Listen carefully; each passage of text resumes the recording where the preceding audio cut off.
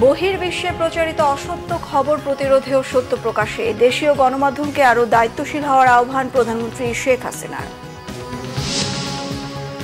4 ঘণ্টা চলল অফিস আদালত, ব্যাংক, কারফিউ শিথিলে রাজধানীতে তীব্র যানজটে ভোগান্তি, চলেছে দূরপাল্লার বাসও, বাসাবাড়িতে আজই ইন্টারনেট চালুর আশ্বাস।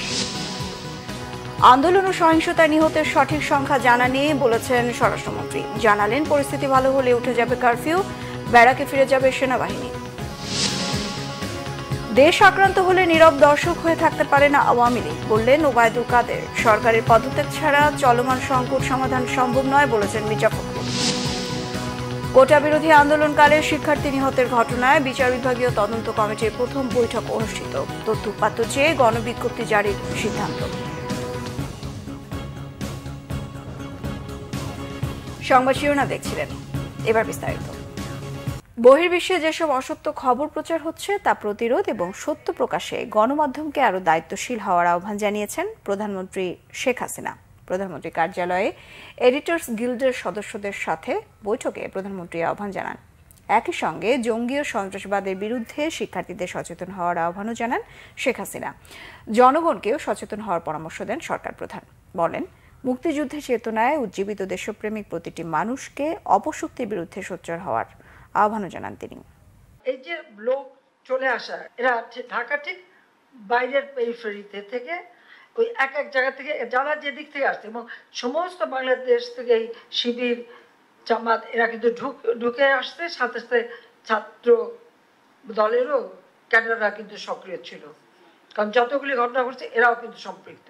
তখনও কোনো লাশ পড়ে নাই, কিন্তু স্টেট ডিপার্টমেন্টের বক্তব্য এসে গেল যে 2টি লাশ পড়েছে। তাই লাশের খবর তাদের কে দিল? তাহলে লাশ ফেলার নির্দেশটা কে দিয়েছিল? যে যারা এই ধরনের দেশের সর্বনাশটা করলো, যারা আজকে গণমানুষের আর্থসামাজিক উন্নতির জন্য, তাদের আয় বৃদ্ধি, তাদের চলাচল সুন্দর, তাদের জীবন মান উন্নত করবার জন্য যতগুলি স্থাপনা তৈরি করেছে সবগুলিতেই তারা আঘাত করেছে, সবগুলি তারা ভেঙে দিয়েছে। তাহলে ক্ষতিটা কার? নিশ্চয়ই জনগণের। এখানে তো জনগণকেই রুখে দাঁড়াতে হবে। এই সন্ত্রাসের বিরুদ্ধে, জঙ্গিবাদের বিরুদ্ধে জনগণকেই সোচ্চার হতে হবে, কারণ এরা তো কোনোদিনই কোনো দেশে তো ভালো কিছু করতে পারেনি। বাবা মা ভাই বোন সবাইকে মারার পরেও আমি ফিরে এসেছি কেন? ওই গরিব দুঃখী মানুষের জন্য, সাধারণ মানুষের জন্য। আর আমরা স্বাধীনতা এনেছি, সেই স্বাধীনতা তো বিফল হতে পারবে না। অন্তত আমার দেশের মানুষ মাথা উঁচু করে বিশ্বে চলবে, আমি সবসময় সেটাই চেয়েছি। এবং আমি যে কথা দিয়েছি সে কথা আমি রেখেছি, আমি তা করতে পেরেছি। আজকে কেউ কুড়ে ঘরে বাস করে না। অন্তত এটুকু বলতে পারি যে যতক্ষণ আছি সেই মানুষের যাতে কষ্ট না হয় এ ব্যাপারে আমার যা করণীয় আমি করে যাব। তাতে যে কে গালি দিল আর কে সুনাম করলো ওটা নিয়ে চিন্তা করি না। আমি এটাই চিন্তা করি যে আমার দেশের মানুষ ভালো থাকুক এবং সুস্থ থাকুক, সেটা আমি চাই। আবারও বললাম যে আবার কতগুলি রক্ত ঝরলো, যেটা কখনো আমার কাম্য ছিল না। হ্যাঁ, এখন ডিজিটাল বাংলাদেশ করেছি, তার সুফলও মানুষ পেয়েছে, কুফলও মানুষ পেল। আপনাদের কাছে যার যতটুকু তথ্য দিয়ে আপনার এটা আপনাদেরকে ব্যাপকভাবে প্রচার করতে হবে, জনমত সৃষ্টি করতে হবে। এখানে মানুষকে দোষ দিই না, মিথ্যাচারের হাত থেকে রক্ষা করা এবং মানুষ যেন সঠিক যে জানতে পারে সেইভাবে সংবাদগুলি পরিবেশন। প্রধানমন্ত্রী শেখ হাসিনার সাথে দেখা করেছেন মালয়েশিয়ার রাষ্ট্রদূত হাজনা মোহাম্মদ হাসিম। দুপুরে তেজগাঁওয়ে প্রধানমন্ত্রীর কার্যালয়ে প্রধানমন্ত্রী শেখ হাসিনার সঙ্গে দেখা করেন মালয়েশিয়ার রাষ্ট্রদূত। এ সময় মালয়েশিয়ায় শ্রমশক্তি রপ্তানি আবারও চালু করতে মালয়েশিয়ার বিনিয়োগ বৃদ্ধি সহ দুদেশের স্বার্থ সংশ্লিষ্ট বিভিন্ন বিষয় নিয়ে তাদের মধ্যে আলোচনা হয়েছে। বাংলাদেশের দায়িত্ব পালনের সার্বিক সহযোগিতার জন্য প্রধানমন্ত্রীকে ধন্যবাদ জানান মালয়েশিয়ার রাষ্ট্রদূত। এ সময় প্রধানমন্ত্রীর বেসরকারি শিল্প বিনিয়োগ বিষয়ক উপদেষ্টা সালমান এফ রহমান, মুখ্য সচিব তোফাজ্জল হোসেন মিয়া, প্রেস সচিব নাইমুল ইসলাম খান সহ প্রধানমন্ত্রীর কার্যালয়ে ঊর্ধ্বতন কর্মকর্তারা উপস্থিত ছিলেন। 3 দিনের সাধারণ ছুটির পর অফিস আদালত ও বাণিজ্যিক ব্যাংকের বেশ কিছু শাখা খুলেছে আজ। ব্যাংকগুলোতে সীমিত পর্যায়ে লেনদেন হলেও প্রায় সব শাখায় ভিড় করেন গ্রাহকরা। টাকা তোলার চাপ ছিল বেশিরভাগ এটিএম বুথেও। শেয়ারবাজার ও বীমা কোম্পানিতেও লেনদেন ছিল প্রায় স্বাভাবিক। আরও জানাচ্ছেন জিয়াউল হক সবুজ। কারফিউ শিথিলের পর বুধবার সীমিত পরিসরে খুলেছে সব সরকারি বেসরকারি অফিস। কড়া নিরাপত্তার মধ্যেই প্রায় স্বাভাবিক কার্যক্রম চলেছে সচিবালয়ে। সাধারণ ছুটির পর মতিঝিলের ব্যাংকপাড়াও সরগরম। সরকারি ও বেসরকারি বাণিজ্যিক ব্যাংকের বেশিরভাগ শাখায় লেনদেন হয়েছে সীমিত পরিসরে। টাকা ছিল না পকেটে, ধার দেনা করে চলছি বাজার করে। আমরা স্বল্প আয়ের লোকজন, এই পরে আর ব্যাংক খুললো, আমি ব্যাংকে টাকা উঠাইতে আসছি। খুব কষ্ট হচ্ছে, যেহেতু আপনার সব কিছু তো বদ্ধ ছিল, তারপরে টাকা তুলতে পারি না। একটু আগে এটিএম বুথ চালু হয়েছে। পুবালিতে গেলাম, ওখানে একটু ভিড়, আবার পুবালিতে ওঠানোর পরে আমরা সোনালীতে আসলাম। টাকা তুলতে আসছি আর কি, 4-5 দিন তো বন্ধ ছিল, টাকা শেষ হয়ে গেছে আমার। আমাদের অফিসেও যেতে পারে নাই, মনে করেন যে টাকা পয়সার কোনো ব্যবস্থা করতে পারে না। টাকা না থাকার কারণে তো সমস্যা হয়, ওই জন্য টাকা তুলতে আসছি। উমরা যাব, এর জন্য কিছু রিয়াল করার জন্য আসছি। তবে লেনদেন প্রায় স্বাভাবিক থাকলেও বেসরকারি ব্যাংকগুলোতে ভিড় ছিল তুলনামূলক কম। টাকা তুলছি এবং জমা দিচ্ছি, অন্যান্য ব্যাংকে তো লেনদেন করছি, কোনো সমস্যা নেই। ইউটিলিটি বিল দেওয়ার জন্য আজকে লাস্ট ডেট ছিল, এই জন্য ব্যাংকে এসেছে বিল দেওয়ার জন্য। ব্যাংকের শাখা প্রধানরা জানিয়েছেন, কেন্দ্রীয় ব্যাংকের নির্দেশনা অনুযায়ী গ্রাহকদের সর্বোচ্চ সেবা দেওয়ার চেষ্টা করছেন তারা। স্বাভাবিক ব্যাংকিং কার্যক্রম বলতে যেটা মূল, তো যেটা টাকা তোলা এবং জমা দেওয়া বিষয় এবং আনুষঙ্গিক অন্যান্য যে কার্যক্রমগুলো আছে সেগুলোই মূলত আমরা দিচ্ছি। মানে এলসি বা সুইফট ভিত্তিক যে লেনদেনগুলো, সেগুলো পূর্ণাঙ্গভাবে এখন চালু করতে পারি না। একটা ব্রাঞ্চ থেকে আরেকটা ব্রাঞ্চে টাকা ট্রান্সফার ঠিকমতোই হচ্ছে। আমাদের ক্লিয়ারিং চলছে, যেহেতু ক্লিয়ারিং তো জানেন অটোমেটিক, যে বাংলাদেশ ব্যাংকের মাধ্যমে এটা হয়, এটা সুন্দরভাবে চলছে। চাপ মোটামুটি দুইটাই আছে, আমাদের টাকা যেরকম ডিপোজিট হচ্ছে এবং আমাদের উইথড্রও ওরকম হচ্ছে। এদিকে সীমিত হলেও লেনদেন হয়েছে বিমা কোম্পানিগুলোতে। আজকে যেহেতু একটা সুযোগ পাওয়া গেছে কিছুটা সময়ে, এই সময়ের ভিতরে এসেই এই প্রিমিয়াম দেওয়ার কাজটা সেরে নিলাম। সরকারি নির্দেশনা অনুযায়ী আমাদের অফিস খোলা আছে, সো আমাদের কাস্টমার যদি চান তারা এসে এখানে প্রিমিয়াম জমা দিতে পারবেন। পুরোদমে না হলেও শেয়ার বাজারেও লেনদেন হয়েছে। এদিন ঢাকার পুঁজিবাজারে সূচক কমেছে 95 পয়েন্ট, হাতবদল হয়েছে 159 কোটি টাকার শেয়ার। জিয়াউল হক সবুজ, বাংলা ভিশন, ঢাকা। রাজধানী ঢাকায় আজ সকাল 10টা থেকে বিকেল 5টা পর্যন্ত 7 ঘন্টা কারফিউ শিথিল ছিল। ফলে রাস্তায় মানুষ ও ব্যক্তিগত গাড়ির চাপ বাড়ে। এর বিপরীতে ছিল গণপরিবহন সংকট। 3 দিন ছুটির পর রাস্তায় দেখা মিলেছে দীর্ঘ যানজটের। বিকেল 5টার মধ্যে ঘরে ফেরার জন্য ব্যস্ত ছিল সাধারণ মানুষ। আরও জানাচ্ছেন দীপন দেওয়ান। 6 দিন পর ঢাকার রাস্তা ফিরে পেয়েছে তার পুরনো চেহারা। সড়কে দীর্ঘ যানবাহনের সারি, সিএনজি, অটোরিকশা ও ব্যক্তিগত গাড়ির দেখা মিলেছে প্রচুর, কিন্তু সেই তুলনায় খুবই নগণ্য গণপরিবহন। 11টা থেকে 3টা পর্যন্ত অফিস খোলা থাকায় অনেকেই নেমে পড়েন রাস্তায়। ভোগান্তি থাকার পরও যেভাবে পেরেছেন যানবাহনে চেপে পৌঁছেছেন গন্তব্যে। তবে অনেকের মাথায় ঘুরপাক খেয়েছে নিজের নিরাপত্তার বিষয়টি। রাস্তায় যথেষ্ট সংখ্যক প্রাইভেট কারের সংখ্যাই বেশি, তবে গণপরিবহনের সংখ্যা কিছুটা কম মনে হয়েছে আমার কাছে। দীর্ঘ আজকে 1 সপ্তাহের উপরে কোনো টিপ মারতে পারি নাই। আমাদের অবস্থা খুবই খারাপ, মানে পিঠ দেওয়ালে ঢেকে গেছে গা। মানে একটা টিপ পাইছি, দেখি আল্লাহর রহমতে বাইরে আসতে পারে কিনা। আজকে শীতের পরে আমি জানি না কি হয়, তবে আমরা শীতের আগে বাসায় চলে যাবো ইনশাআল্লাহ আর কি। এতদিন তো বের হই নাই, আজকে বের হলাম। 7 ঘন্টা শিথিল থাকাতে মানুষের জরুরি কাজগুলো সেরে নিচ্ছে। এতে গাড়ির সংখ্যা অনেকটাই বেশি। আমরা যার জায়গা থেকে মোটামুটি আমাদের ট্রাফিক সদস্যরা চেষ্টা করতেছি এটা নিয়ন্ত্রণে রাখার। অনির্দিষ্ট কালের জন্য বন্ধ রয়েছে মেট্রো রেল। ফলে গণপরিবহনে বেড়েছে যাত্রীর চাপ। যানবাহন সংকটের ফলে অনেকে পায়ে হেঁটে যান গন্তব্যে। স্বাভাবিক দিনের মতোই রাস্তা পারাপারে পথচারীদের নিতে হচ্ছে সাবধানতা। রাস্তার পরিস্থিতি স্বাভাবিক, বাট তুলনামূলক জ্যাম একটু বেশি। কারফিউর পরে তো টাইম কম দেওয়া, 10টা থেকে 5টা, এর ভিতরে তো গাড়ি ঘোড়া খুব একটা বেশি নামে নাই। মৌচাক থেকে আসছি, এর মধ্যে শুধু ট্রাফিক পুলিশ ছাড়া অন্য কোনো আমি দেখিনি, আমার চোখে পড়েনি এই রোডে। এমন পরিস্থিতি আর কয়দিন থাকবে, প্রশ্ন সাধারণ মানুষের। দীপন দেওয়ান, বাংলা ভিশন, ঢাকা। কারফিউ শিথিল করায় রাজধানী থেকে সারা দেশে দূরপাল্লার বাসও চলাচল করেছে আজ। কাঙ্ক্ষিত গন্তব্যের বাস পেয়ে স্বস্তি প্রকাশ করেছেন যাত্রীরা, তবে আতঙ্ক ছিল তাদের মধ্যে। কয়েকদিন বন্ধ থাকার পর আবারও বাস চালু হয় খুশি পরিবহন শ্রমিক কর্মচারীরা। বিস্তারিত সৈকত সাদিকের প্রতিবেদনে। কারফিউ শিথিল ও সরকারি অফিস আদালত খুলে যাওয়ায় মহানগরীর সড়কগুলিতে গণপরিবহনের পাশাপাশি দূরপাল্লার বাসও চলাচল করতে দেখা গেছে। রাজধানীর মহাখালী বাস টার্মিনাল, বুধবার দুপুরে গিয়ে দেখা গেল ময়মনসিংহ, নেত্রকোনা, টাঙ্গাইল ও কিশোরগঞ্জগামী দূরপাল্লার বাস কিছুক্ষণ পরপর ছেড়ে যাচ্ছিল। যাত্রীদের আনাগোনাও ছিল বেশ। পরিস্থিতি আমার কাছে শান্তই মনে হচ্ছে, তেমন কোনো ভীতিকর পরিস্থিতি আমি দেখি নাই। আতঙ্ক বিরাজ করতেছে, মোটামুটি আমাদের যেতে হবে, কর্মস্থলে যাচ্ছে। বের হয়েছি যখন রাস্তাঘাটে কি হয় বলা তো যায় না, মনে হচ্ছে ভালো হয়েছে বা হওয়ার আশা আছে, আশা রাখি ভালো হোক। যাত্রীরা জানান, বিগত কয়েকদিনের পরিস্থিতিতে তারা ছিলেন বেশ উদ্বিগ্ন। প্রায় এক সপ্তাহ দূরপাল্লার বাস বন্ধ থাকায় অনেকেই রাজধানীতে আটকা পড়েন।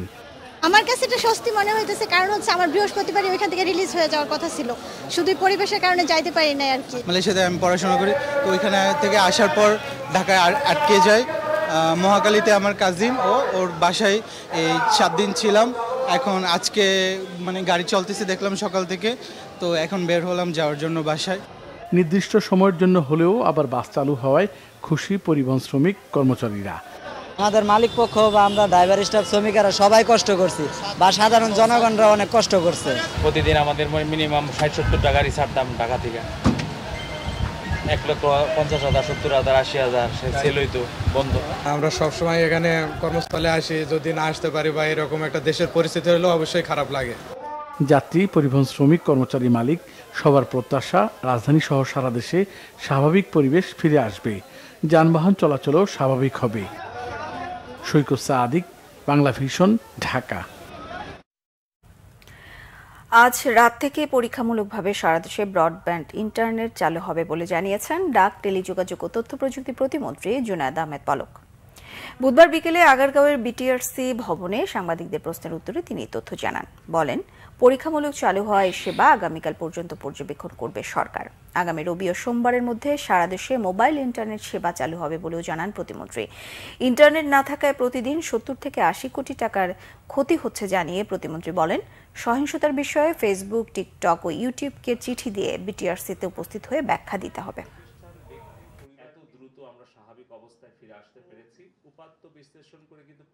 আজকে রাত্রের মধ্যে আমরা ব্রডব্যান্ডটা দেওয়ার পরে আগামীকাল পরীক্ষামূলকভাবে ব্যান্ডউইথের যে ম্যানেজমেন্ট এবং যে ট্রান্সমিশন লাইন এবং ইউজার এক্সপিরিয়েন্স এবং এটার সিকিউরিটি এবং এটার সাস্টেনেবিলিটি, স্টেবিলিটি, এগুলো আমরা পর্যালোচনা করে আগামী শুক্র অথবা শনিবারে অ্যামটবের সাথে বৈঠক করে তাদের যে প্রস্তুতি এবং তাদের যে সক্ষমতা এটা বিবেচনায় নিয়ে আমরা চেষ্টা করছি যে আগামী রবি সোমবারের মধ্যে যাতে করে আমরা মোবাইল নেটওয়ার্কটাও আমরা 4Gটা সবার কাছে নিয়ে আসতে পারি আগামী সপ্তাহে।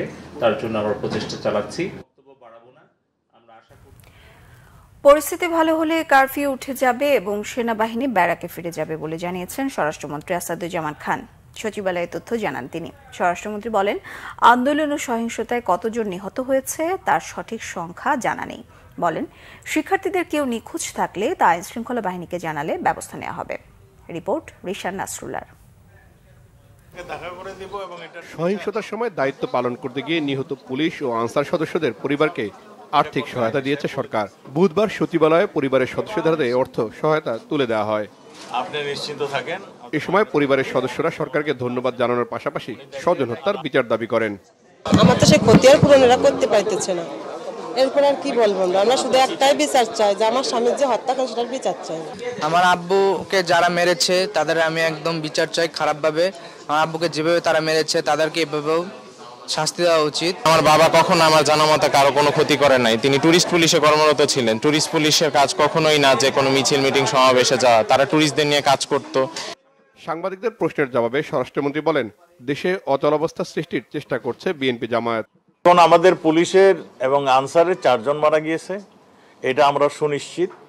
আমাদের পুলিশ ফায়ার ওপেন করার পরে কয়জন ইন্তেকাল করছে আমাদের জানা এই মুহূর্তে আমরা হিসাব দিতে পারবো না, কারণ দুষ্কৃতিকারীরা তাদের বেশিরভাগই ডেড বডি নিয়ে গিয়েছে কিনা তাও আমরা জানি না। আমরা ডেড বডি কয়টা হয়েছিল তাও আমরা জানি না, কারণ আমাদের পুলিশের কাছে এইগুলি রিপোর্ট এরা করেনি। পুলিশের কাছে যদি তারা এসা করে মামলা করে যে তা সে নিখোঁজ, সে নির্দিষ্ট অভিযোগ করলে আমরা সেটা তদন্ত করে দেখবো, খতিয়ে দেখবো। মনোবল সম্পূর্ণরূপে চাঙ্গা আছে এবং দেশের জন্য যে কোনো ত্যাগ স্বীকার করার জন্য বাংলাদেশ পুলিশের প্রতিটি সদস্য তার প্রস্তুত রয়েছে। তিনি বলেন, জনমনের স্বস্তি তৈরিতে কাজ করছে সরকার। পরিস্থিতি দ্রুত সময়ের মধ্যেই স্বাভাবিক হবে এমন আশা তার। আমরা কারফিউ রাখতে চাই না। আমি আগেই বলেছি, আমার থানার আগুন দিয়ে দিচ্ছে, আমাদের থানা আক্রমণ করছে, আমাদের পুলিশে মেরে ফেলছে, আমাদের তাই কেপিআই গুলো ধ্বংস করে দিচ্ছে। আমরা তো এইভাবে বসে থাকতে পারি না। আমাদের পুলিশ, আমাদের আনসার, আমাদের বিজিবি, আমাদের র্যাব, তাদের দায়িত্ব রয়েছে, তারা দায়িত্ব পালন করতে যেয়ে তাদেরকে হত্যা করা হচ্ছে। সেই জন্যই আমরা বাধ্য হয়ে আমরা সন্ধ্যা আইন, যেটাকে কারফিউ বলি, সেটা আমরা ইম্পোজ করেছি। আমরা সেনাবাহিনী, আমাদের মাননীয় প্রধানমন্ত্রীর পরামর্শ অনুযায়ী আমরা সেনাবাহিনীকে আমরা এই কাজে লাগিয়েছি। আর এটা সেনাবাহিনী কাজ শেষ হলে, দেশে যখন পরিবেশ ঠিক হয়ে যাবে, সেনাবাহিনী তাদের কাজে চলে যাবে এবং কারফিউ এবং আবারও কারফিউ উইথড্র হবে এবং জনজীবন আবারও স্বাভাবিক গতিতে চলবে। আমরা যত তাড়াতাড়ি পারি সেটি ব্যবস্থা করার জন্য আমরা কাজ করছি। স্বরাষ্ট্রমন্ত্রী বলেন, দেশের পাশাপাশি বিদেশেও সরকারের ভাবমূর্তি নষ্টের চেষ্টা করছে দেশবিরোধী শক্তিরা। রিশান নাসরুল্লাহ, বাংলাভিশন, ঢাকা। নরসিংদী জেলা কারাগার থেকে পালিয়ে যাওয়া 2 নারী জঙ্গিকে রাজধানীর মিরপুর থেকে গ্রেফতার করেছে counter terrorism and transnational crime CTTC. বাকি 7 জঙ্গিকে ধরতে চলছে চিরুনি অভিযান, জানিয়েছেন অতিরিক্ত পুলিশ কমিশনার ও সিটিটিসি প্রধান মোহাম্মদ আসাদুজ্জামান। এদিকে ঢাকায় 24 ঘন্টায় 1758 জনকে গ্রেফতার করেছে পুলিশ। বাকি নাশকতাকারীদের ধরতে সাঁড়াশি অভিযান চলছে বলে জানিয়েছেন যুগ্ম পুলিশ কমিশনার বিপ্লব কুমার সরকার। অন্যদিকে দুষ্কৃতিকারীদের সম্পর্কে তথ্য দিয়ে আইনশৃঙ্খলা বাহিনীকে সহযোগিতার অনুরোধ জানিয়েছে পুলিশ সদর দপ্তর। Report SM ফয়েজের। কোটা আন্দোলনকে ঘিরে গেল 19 জুলাই নরসিংদী জেলা কারাগারে হামলা ও ভাঙচুর চালায় নাশকতাকারীরা। পালিয়ে যায় 826 জন বন্দী, লুট করা হয় কারারক্ষীদের অস্ত্র। ডিএমপি মিডিয়া সেন্টারের সামনে সংবাদ সম্মেলন করেন counter terrorism and transnational crime প্রধান। জানান, পলাতক জঙ্গিরা যে কোনো সময় ভয়ঙ্কর রূপ ধারণ করতে পারে। 7 জন আরও জঙ্গি পলাতক আছে, তাদের বিষয়ে আমরা কাজ করতেছি এবং তাদেরকে শনাক্তকরণের কাজ চলতেছে। তাদের স্থান শনাক্ত করে আমরা অবশ্যই তাদের গ্রেপ্তার করতে সক্ষম হব। যারা এই হামলার নেতৃত্ব দিয়েছে তাদেরকে শনাক্ত করা গিয়েছে, 2-1 জনকে গ্রেপ্তারও করা হয়েছে। আমি আপনাদের উদ্দেশ্যে বলতে চাই, যারাই এর ঘটনার সাথে জড়িত থাকুক সকলকেই শনাক্ত করা হবে, সকলকেই আইনের আওতায় আনা হবে। এদিকে রাজধানীর মহাখালীতে সেতু ভবনে অগ্নিসংযোগের সঙ্গে জড়িত 2 জনকে গ্রেপ্তার করেছে গোয়েন্দা পুলিশ। আর নাশকতামূলক কর্মকাণ্ডের ইন্ধনদাতা হিসেবে বিএনপি জামাতের 7 নেতাকেও গ্রেপ্তার করা হয়। বুধবার বিকালে রাজধানীর মিন্টো রোডে গোয়েন্দা কার্যালয়ে এক সংবাদ সম্মেলনে এসব কথা জানান অতিরিক্ত পুলিশ কমিশনার হারুনুর রশিদ। বিএনপিরও এবং জামাতের কিছু নেতৃবৃন্দকে আজকে আমরা সেই ঘটনায়, সেতু ভবনের ঘটনায় গ্রেপ্তার করেছি। যেমন আমরা SM জাহাঙ্গীর, সাবেক সভাপতি মহানগর যুবদল এবং সে 18 আসনে বিএনপি থেকে নির্বাচন করেছিল। তারপরে সানিয়াত বুলু, বরকতুল্লাহ বুলুর ছেলে, সে সরাসরি তারেক জিয়ার সাথে তার যোগাযোগ হয়েছিল।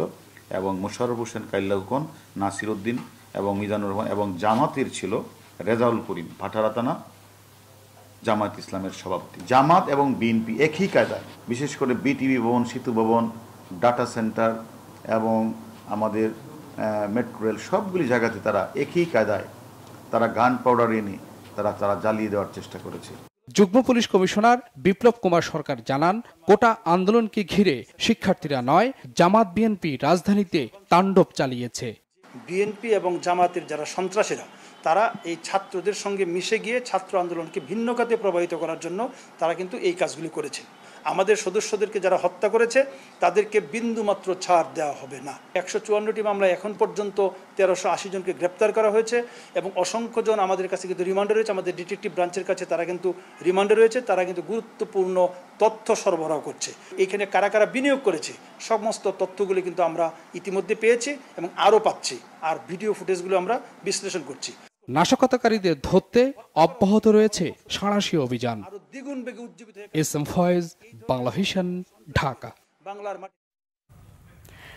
দেশ যখন আক্রান্ত, আওয়ামী লীগ তখন নীরব দর্শকের ভূমিকা পালন করতে পারে না বলেছেন দলটির সাধারণ সম্পাদক ওবায়দুল কাদের। শেখ হাসিনা ও তার কর্মীরা পালায় না।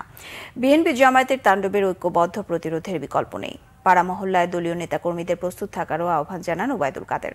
এদিকে বস্ত্র ও পাটমন্ত্রী জাহাঙ্গীর কবির নানক বলেছেন, দেশের অভ্যন্তরীণ বিষয়ে হস্তক্ষেপ করতে ১৮৫টি দেশে বার্তা পাঠিয়েছেন নোবেল জয়ী ডক্টর মোহাম্মদ ইউনূস। তাইম রশিদের রিপোর্ট। মোহাম্মদপুরের আদাবরে দুস্থদের মাঝে খাবার বিতরণ করে ক্ষমতাসীন আওয়ামী লীগ। দলের সাধারণ সম্পাদক ওবায়দুল কাদের বলেন, দেশের স্বাধীনতা ও মুক্তিযুদ্ধের মূল্যবোধ আজ আক্রান্ত। মেট্রো রেলের 2টি স্টেশন পুড়ে ছাই, সরকারের সব অর্জনকে ধ্বংসযজ্ঞে পরিণত করা হয়েছে। বিএনপি নেতারা আর কত ধ্বংস চান সেই প্রশ্ন রাখেন ওবায়দুল কাদের। আমরা নীরব দর্শকের ভূমিকা পালন করতে পারি না। যখন আমার দেশ, যখন আমার অর্জন আক্রান্ত, আজকে মির্জা ফখরুল এখনো ধ্বংসের সুরে, এখনো আগুন সন্ত্রাসের কথা বলে, এখনো ধ্বংসের কথা বলে। এত ধ্বংসের পর আর কত ধ্বংস, আর কি চান? এই দেশ আপনারা চান না, এই দুদিনে প্রমাণ হয়েছে। ওবায়দুল কাদের বলেন, জাতির এই দুর্যোগে শেখ হাসিনাই বিশ্বস্ত ঠিকানা। স্বাধীনতার আদর্শে বিশ্বাসী সবাইকে ঐক্যবদ্ধ থাকার আহ্বান জানান তিনি। শেখ হাসিনাও পালাবে না, তার কর্মীরাও পালাবে। প্রস্তুত থাকুন। মহানগরে, জেলায়, উপজেলায়, পাড়ায়, মহল্লায়, ওয়ার্ডে ওয়ার্ডে, সর্বত্র শেখ হাসিনা ডাকে দুর্ভেদ্য দুর্গ গড়ে তুলুন আগুন সন্ত্রাসে। এদিকে মোহাম্মদপুরের টাউন হলে আইহীন দরিদ্র মানুষের মাঝে খাবার বিতরণ করেন বস্ত্র ও পাট মন্ত্রী জাহাঙ্গীর কবির নানক। অভিযোগ করেন, শান্তিপূর্ণ কোটা আন্দোলনের ছদ্মাবরণে মানুষের উপর হামলা চালায় বিএনপি জামাত। অধ্যাপক ইউনূস ১৮৫টি দেশে বার্তা বাড়িয়েছেন, তারা যেন বাংলাদেশের অভ্যন্তরীণ ব্যাপারে বা পরিস্থিতির ব্যাপারে যেন হস্তক্ষেপ করেন। আবার আপনি প্রমাণ করলেন যে বাংলাদেশকে আপনি মেনে নিতে পারেন নাই। দেশবিরোধী ষড়যন্ত্রের বিরুদ্ধে সতর্ক থাকার আহ্বান জানান জাহাঙ্গীর কবির নানক। তাইমুর রশিদ, বাংলা ভিশন, ঢাকা। পররাষ্ট্রমন্ত্রী ডক্টর হাসান মাহমুদ বলেছেন, রাষ্ট্রীয় স্থাপনার নাশকতা এবং ক্ষয়ক্ষতি দেখে বিদেশি কূটনীতিকরা স্তম্ভিত। তারা এসবের নিন্দা জানিয়েছেন বলে জানান। ঢাকায় বিদেশি কূটনীতিকদের মেট্রো স্টেশন, স্বাস্থ্য অধিদপ্তর ও বিটিভি সহ বিভিন্ন স্থাপনার ক্ষয়ক্ষতি দেখিয়ে রাষ্ট্রীয় অতিথি ভবন পদ্মায় ব্রিফিং করে এসব কথা বলেন পররাষ্ট্রমন্ত্রী। তিনি আরও জানান, কূটনীতিকরা বলেছেন তারা সরকারের সঙ্গে আছে। সরকারের অনুরোধে চলমান ঘটনায় বিদেশি দূতাবাসগুলো কোনো বিবৃতি দেয়নি বলে জানান হাসান মাহমুদ। পাকিস্তানিদের সহায়তায় বিদেশে বিএনপি জামায়াত গুজব ছড়াচ্ছে অভিযোগ করেন তিনি। বলেন, পুলিশের গুলি ছোড়ার অনুমতি ছিল না বলে বিটিভিতে আগুন দিয়েছিল দুর্বৃত্তরা। আমার কাছে তাদের অনুভূতি প্রকাশ করেছে এবং সবাই বলেছে, উই আর উইথ ইউ, আমরা তোমাদের সাথে আছি এবং তোমাদের একটি ইন্টারনাল অ্যাফেয়ার, আমরা তোমাদের সাথে আছি। তারা সচক্ষে দেখার পর তারা স্তম্ভিত হয়ে গেছে। আমি নিজে স্তম্ভিত। বিদেশে বিভিন্ন জায়গায় গুজব ছড়ানো হচ্ছে এবং সেখানে স্বাধীনতা বিরোধী বিএনপি জামাত চক্র, জঙ্গি গোষ্ঠী, তারা অনেক জায়গায় সেখানকার পাকিস্তান কমিউনিটির সহায়তা নিয়ে। বিএনপির মহাসচিব মির্জা ফখরুল ইসলাম আলমগীর বলেছেন, গত কয়েকদিনের আন্দোলনের ব্যাপারে জনগণকে বিভ্রান্ত করতেই হতাহতের ঘটনা আড়াল করে শুধু স্থাপনার ক্ষয়ক্ষতির দিকে নজর দিচ্ছে সরকার। বলেছেন, আওয়ামী লীগ দেউলিয়া দল, তাই বাহিনীগুলোর উপর ভর করে ক্ষমতা টিকিয়ে রেখেছে। কারফিউ তুলে নেওয়ার দাবিও জানান মির্জা ফখরুল। আরও জানাচ্ছেন জাহাঙ্গীর আকন্দ। গুলশান কার্যালয়ের সংবাদ সম্মেলনে বিএনপির মহাসচিব মির্জা ফখরুল ইসলাম আলমগীর অভিযোগ করেন, রাজনৈতিকভাবে হেয় করতেই বিএনপি ও তারেক রহমানকে সহিংসতার ঘটনায় জড়ানো হচ্ছে। তাদের এই বক্তব্যগুলোর একটাই উদ্দেশ্য, সেটা হচ্ছে যে ভারপ্রাপ্ত চেয়ারম্যান তারেক রহমান সাহেবকে হেয় প্রতিপন্ন করা, তার ভাবমূর্তিকে বিনষ্ট করা, জনগণের দৃষ্টিকে ভিন্ন দিকে নিয়ে যাওয়া এবং একই সঙ্গে বিএনপিকে দায়ী করা, বিরোধী দলকে দায়ী করা। এবং একটা জিনিস দেখবেন যে যখনই তারা কথা বলছে তারা কিন্তু ওই কয়েকটা স্থাপনায় আপনার যে আক্রমণ হয়েছে, কিছু ধ্বংস হয়েছে, সেই কথাগুলোই বলছে। এই যে শত শত প্রাণ চলে গেল, সেই ব্যাপারে কিন্তু তারা কোনো কথা বলছে না। আমরা বারবার বলে আসছি যে কতজন মারা গেছেন, এই আন্দোলনে কতজন শহীদ হয়েছে, সেটা হিসাব কিন্তু এখন পর্যন্ত আমরা পাইনি। সেটা হতে পারে যে আপনার ছাত্রদের তো বটেই, সেই সঙ্গে যদি পুলিশেরও থাকে সেটাও তাদের গভর্নমেন্ট এগুলো খুব স্পষ্ট করে সকলকে বলা, জনগণের সঙ্গে তুলে ধরা উচিত। আমরা আপনার আন্দোলনের সঙ্গে থাকা আর নাশকতায় মদত দেওয়া কি এক জিনিস নাকি? নাশকতায় মদত দিচ্ছেন তারা চাচ্ছেন যে এখানে একটু নাশকতা হোক, প্রবলেম হোক। কারণ বিএনপি 40 বছর ইতিহাসে নাই যে বিএনপি কোনো রাষ্ট্রীয় স্থাপনার উপরে আক্রমণ করেছে বা সেখানে কোনো আপনার সমস্যা তৈরি করেছে, আপনি এটা পাবেন না। মির্জা ফখরুল বলেন, কোটা সংস্কারের প্রজ্ঞাপন জারি করা হলেও ছাত্রদের সাথে কোনো আলোচনা হয়নি। ছাত্রদের সাথে আলোচনার মাধ্যমে সমস্যার সমাধানের উদ্যোগ নিলে এমন পরিস্থিতি তৈরি হতো না। এবারকার আন্দোলনে সমস্ত মানুষ, সাধারণ মানুষ রাস্তায় নেমে এসেছে। বাচ্চা ছেলে 15 বছর বয়স, 16 বছর বয়স, সে তার মায়ের কাছ থেকে বেরিয়ে চলে আসছে যে না আমি যাব। আপনার সাধারণ মানুষ বেরিয়ে এসছে যে না ওদের সঙ্গে আমাকে যেতে হবে, কারণ আমার রুটির ব্যাপার আছে, আমার আজকে জিনিসপত্রের দাম যেভাবে বেড়েছে আমরা সেটা কুলি করতে পারছি, সরকার সম্পূর্ণ ব্যর্থ হয়েছে। যে কারণেই আজকে জনগণের যে পুঞ্জীভূত ক্ষোভ, তারই বহিঃপ্রকাশ হয়েছে আপনার এটার মধ্যে দিয়ে। হ্যাঁ, সাময়িকভাবে তারা সেটাকে আপনার সেনাবাহিনী নামিয়ে দমন পীড়ন করে, নির্যাতন নিপীড়ন করে তারা এটাকে হয়তো থামিয়ে দিতে পারে, কিন্তু এটা যদি রাজনৈতিক সমাধান না করে তাহলে কিন্তু এটা কখনোই সেই সমাধান হবে না। আন্দোলনকে আপনার দমন করার জন্যে এইরকম চরম শক্তি প্রয়োগ করা এবং সেখানে সচেতন মানুষকে হত্যা করা, পরবর্তীকালে আর্মিকে নামানো আপনার আপনার কারফিউ দিয়ে, যে সেখানে আপনার এটা ইদানিংকালে হয়নি। সরকারের চরম ব্যর্থতায় সেটা প্রমাণিত হয়েছে। গত কয়েকদিনে দলের 2000-এরও বেশি নেতাকর্মীকে আটক করা হয়েছে জানিয়ে অবিলম্বে তাদের মুক্তির দাবি জানান বিএনপির মহাসচিব। জাহাঙ্গীর আকন্দ, বাংলা ভিশন, ঢাকা। পুলিশের গুলিতে নিহত কোটা সংস্কার আন্দোলনের অন্যতম সমন্বয়ক আবু সাইদ সহ 6 শিক্ষার্থীর মৃত্যুর ঘটনা তদন্তে গঠিত কমিটি গণবিজ্ঞপ্তি দিয়ে তথ্য উপাত্ত চাইবে। আগামী 6 আগস্ট পর্যন্ত তথ্য দেয়া যাবে। তদন্ত কমিটির প্রধান বিচারপতি খন্দকার দিলিরুজ্জামান জানান, বেঁধে দেওয়ার সময় 1 মাসের মধ্যেই তদন্ত প্রতিবেদন জমা দেওয়া হবে। গোলাম ময়নুল্লাহ হাসান জানাচ্ছেন বিস্তারিত। শিক্ষার্থীদের দাবির প্রেক্ষিতে কোটা আন্দোলনে শিক্ষার্থী মৃত্যুর ঘটনা তদন্তে হাইকোর্ট বিভাগের বিচারপতি খন্দকার দিলিরুজ্জামানের নেতৃত্বে বিচার বিভাগীয় তদন্ত কমিটি গঠন করেছে সরকার। বুধবার সুপ্রিম কোর্ট অডিটোরিয়ামে দুপুরে অনুষ্ঠিত ওই কমিটির প্রথম বৈঠক চলে একটানা প্রায় 3.5 ঘন্টা। পরে সম্পর্কে সাংবাদিকদের অবহিত করেন কমিটির প্রধান। গত 16 জুলাই 2024 তারিখে 6 জন ব্যক্তির মৃত্যুর কারণ উদ্ঘাটন ও তাদের মৃত্যুর জন্য দায়ী ব্যক্তিবর্গকে চিহ্নিতকরণ এবং 5 থেকে 16 জুলাই 2024 সময়ে সংগঠিত অগ্নিসংযোগ, লুটপাট, সন্ত্রাসী কর্মকাণ্ডের তথ্য প্রমাণাদি 6 আগস্ট 2024-এর মধ্যে সরাসরি ডাকযোগে ইমেইলের মাধ্যমে প্রদান করিতে পারিবেন।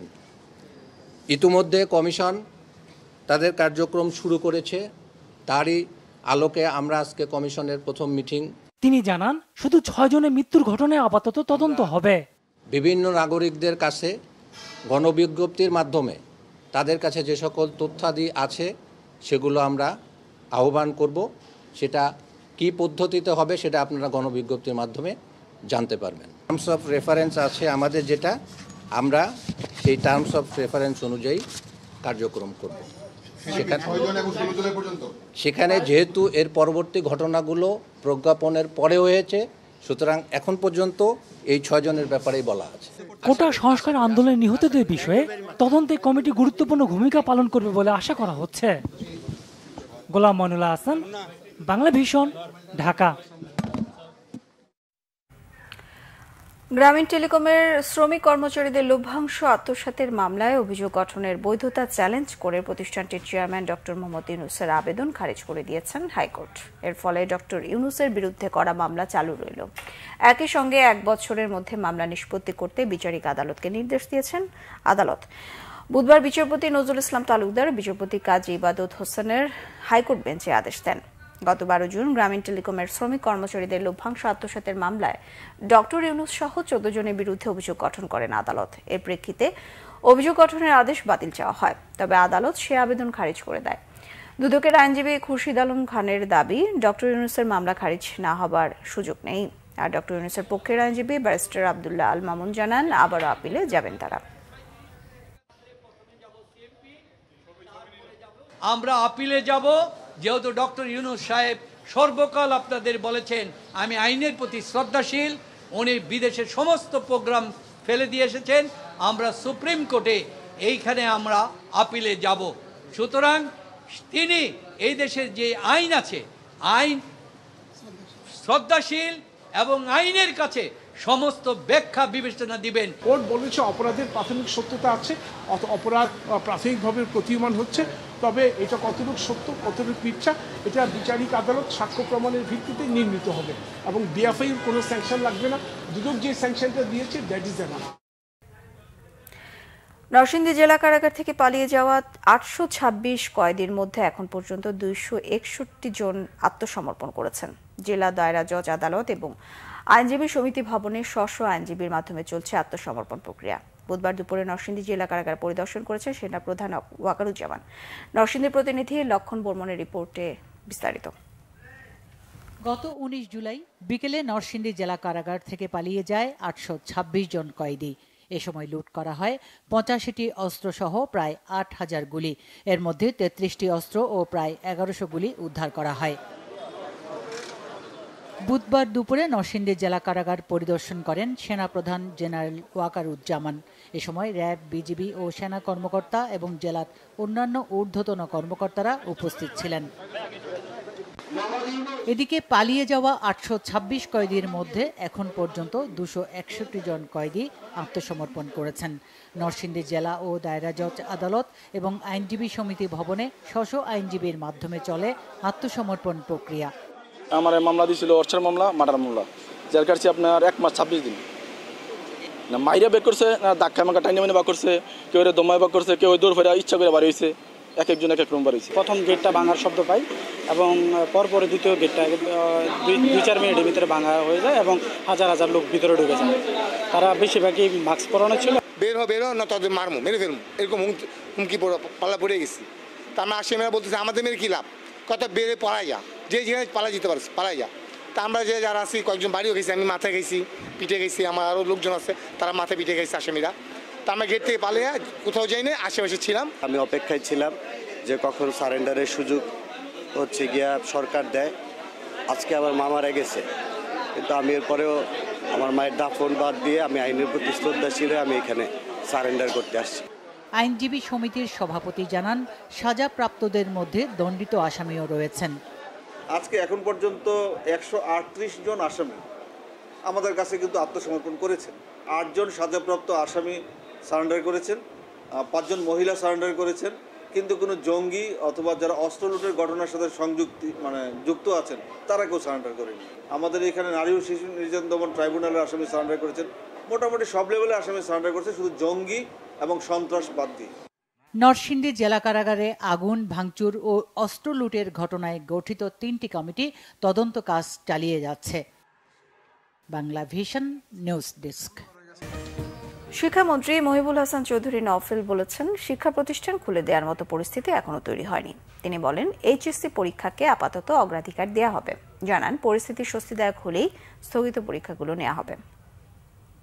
যেহেতু এই সপ্তাহটা কারফিউ বলবৎ আছে এবং জেলা প্রশাসকদেরকে ইতিমধ্যেই সেই এখতিয়ার দেওয়া হয়েছে, তারা তাদের জেলার অবস্থা বুঝে কারফিউ সংক্রান্ত সিদ্ধান্তগুলো নেবেন এবং সেইটা আমরা যেই সিদ্ধান্তটা পাবো সেখান থেকে সেগুলো পর্যালোচনা করে প্রতিষ্ঠানগুলোর বিষয়ে একটি সিদ্ধান্ত। উচ্চশিক্ষা প্রতিষ্ঠানের জন্য এক ধরনের হতে পারে, বিদ্যালয় পর্যায়ের জন্য এক ধরনের হতে পারে, সেটা আমরা যখন ইন্টারনেট যদি পুরোপুরি সচল হয় তখন সেটা একটা ব্যবস্থা নেওয়া হবে।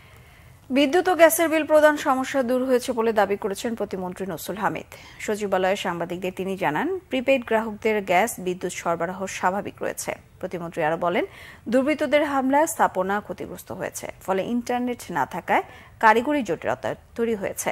সে কারণে গ্রাহকরা ভোগান্তিতে পড়েছেন। কারফিউয়ের কারণে বিদ্যুৎ ও গ্যাসের বিলের ক্ষেত্রে গ্রাহকদের কোনো জরিমানা করা হবে না। তিনি বলেন, বিদ্যুৎ জ্বালানি খাতের গুরুত্বপূর্ণ স্থাপনার পাহারায় বিশেষ বাহিনী তৈরি করতে হবে। বিষয়টি নিয়ে চিন্তা করছে সরকার। পরিস্থিতি স্বাভাবিক হলে গ্যাস বিদ্যুতের চাহিদা বাড়বে, তাই আগাম প্রস্তুতি নেওয়া হয়েছে বলেও জানান। প্রতিমন্ত্রী আরও জানান, চলতি মাসের শেষের দিকে গ্যাসের সংকট কেটে যাবে।